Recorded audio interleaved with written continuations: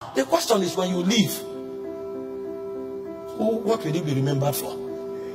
There's no house you build that will last for more than 60 years. The world is moving too fast for your house to be relevant for 60 years. There's no car you buy that will be relevant for more than 10 years. There's no money you have in any account that can exist beyond 2 generations. And so the question is, when you leave, what will you find about you?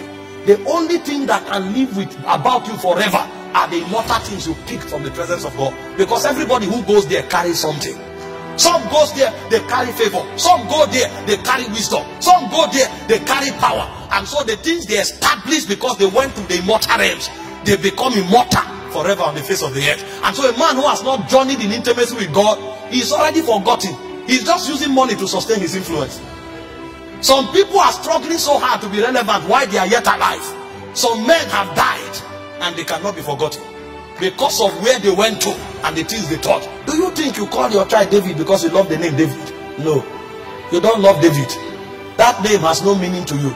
It is because of who bore it and who he became in God. And so when you call your son David, you are actually reminiscing on the immortality of a man who has walked with the Spirit. So men become eternally relevant because they walk with the Spirit. This is a man who wandered around with women, but suddenly he saw a spirit and he started walking with that spirit. And forever and ever, generations to come will be honored to name themselves after his order, because he has seen something that is eternal. Abraham was in the hall of the Chaldees until he encountered that spirit. And when he met that spirit, forever and ever, you and I became the children of Abraham. Somebody may be making 1 million a month, 10 million a month, 20 million a month, and he said, I am doing well. And then they look at you from Zion, they say, you've never come here. How come? How come we've never seen you? If we don't see you and you don't come here, how can you now attach purpose to the money you have? The money you have will now become the basis of your condemnation. Because when you go to where they whisper to the souls of men, they will tell you it is not about the money, it's about the purpose of that money. And you can never have an understanding of that purpose with your brain. It will be shown to you.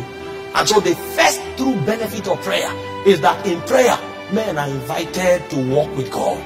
This is why the patriarchs of old exalted prayer, because they knew that outside of God they were nothing. And because they now know God forever and ever, their names will never be forgotten. Did you not read about Elijah? Elijah had to be invited to the earth 4 times. God said, no, you have known the glory too much for us to let you go. So you will not die. We will preserve you for another generation. They said the spirit of Elijah came back. And after the spirit of Elijah came back, the 2 witnesses will still come back. A man becomes immortal like God because he has walked too close with God for a world to forget him.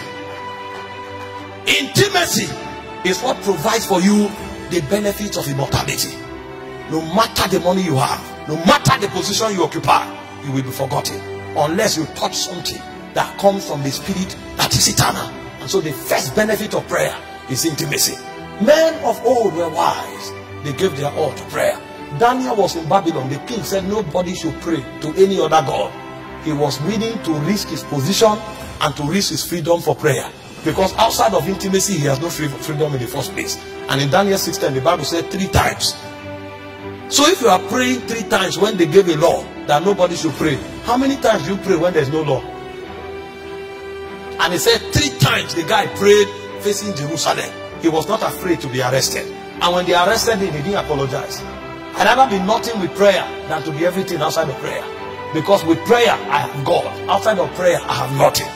These men knew these things and they were willing to give their lives for it. And so the first benefit of prayer is a walk with God. And the reason is simple. Your walk with God makes you immortal. Every other thing you touch will ebb away with time. But the things you pick from the realm of God, they will outlive you.